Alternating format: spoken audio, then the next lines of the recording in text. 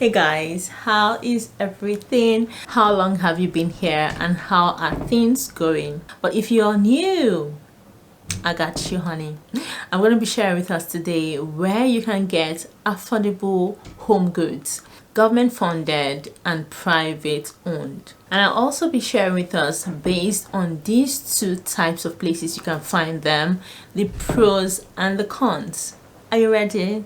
Let's go. We founded here, we have the British Heart Foundation. So the British Heart Foundation here in the UK is an organization that funds medical research based on heart and circulatory diseases. To this purpose, they have stores all across the UK where people bring in donations, bring in items, various kinds of items. I'm talking furnitures, lightings, mirrors, name them, decorations, clothing, literally everything for them to sell. And usually the bulk of this money goes to this medical funding. So when you go to the British Heart Foundation, you can find very affordable home goods. Literally, you could go to the British Heart and find everything for your home: fridge, pressing iron. I mean, the list is endless. So if you're just starting and you just want to pick up, you want to start small, you want to manage the little money you have, right, and see how it goes from there. Now that leads me to the pros. The good aspect of the British Heart Foundation is things there are very affordable. Not only are they affordable, they are also durable. I'm telling you, because I buy things from there. I bought items from the British Heart. But when it comes, but with me at this stage in life, when it comes to, even right away from time, when it comes to purchasing things from especially used items, I am very careful. But let me mention this in terms of used.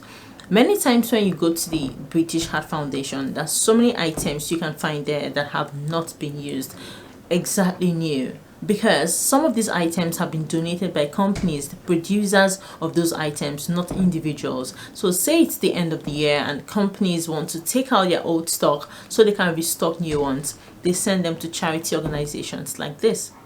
This is absolutely wonderful. So given that they've given it out to charity organizations, those items are sold at literally giveaway prices. An item that originally could be going for £300, you could get it at the British Heart for £40. Yeah, and I'm not exaggerating. So contrary to what you might know before, or if you have no idea, the British Heart Foundation is one good place for, literally is where you should start from when you want to begin to shop, because that same item you want to go buy in the store probably has been donated by the store already at the British Heart Foundation. Then speaking of the con, just because I need to add a con, there actually really isn't any con, but for the purpose of adding cons, the only con I can visibly place my hand on is that there are no guarantee to whatever item you purchase there. So the fact that you're buying it, let's say you buy a television from the British Heart Foundation, they ain't going to be writing you no guarantee, like bring it back after 5 years if there is any story. So that's literally the only con. Other than that, trust me, it's all good. So next on funded organization are charity shops. So there are different kinds of charity shops. The list is endless. There is the Sense, and Sense readily came to my mind because that's the one I have, one of the ones I have here in my area. You can see the list already on the screen. There's so many charity shops across the whole of the UK, so just pop in. And this happens to be literally in every local area, every borough, everywhere you live, there is a charity shop. If you've not seen, probably you do not understand, especially if you're new in the country. I remember when I first came, I really didn't know what charity shops were.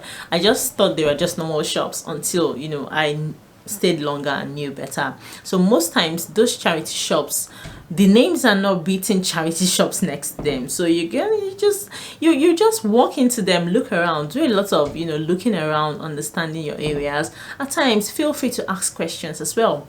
Just ask the person next to you, please, is there a charity shop in this area? And somebody's going to point out. You'll be surprised, there's actually one just right behind you. Pop into it and you'll find every kind of home item you need, clothing item, just anything, decorations. I love decorations from charity shops because you'll find very rare, special, items there that are not everywhere. They're also called thrift stores. So when you go to thrift stores, you see them. These items are thrifted for little to nothing. There was one I attended at Knightsbridge. And Knightsbridge is very central London, like where the high and mighty live in London. So there they said the Beckham's family do donate, some items from their household. So they have household items, they even donate their fashion items, and all of these items are sold to regular people like you and I at giveaway prices. So those designers, high-end items that you probably might not have all of the money to cough out right now to purchase, you can just luckily stumble upon it in a charity store. And all of these I'm mentioning are literally the pros. These items are very neat. Most of them come in very neat, very durable. They last a long time and you're getting good value for your money. The con I can point out with thrift stores, some of the items are used. If you're gonna have to purchase them, you're really gonna have to wash them. Although they best believe this, these items in the charity stores, before they put them out for sale, are very well machine washed, chemically washed, that's the word, and taken care of before they put them out on display. So best believe the items are not bad at all. These other charity stores also get, individual donations, company donations, brand new items as well that come at giveaway prices. The other con I can also mention is that, of course, these items come with no guarantee because they are not the producers of these items. So yeah. Then moving on to the private sector, we have Ikea. I love me an Ikea. There is an Ikea video here in case you want to know what it looks like in Ikea.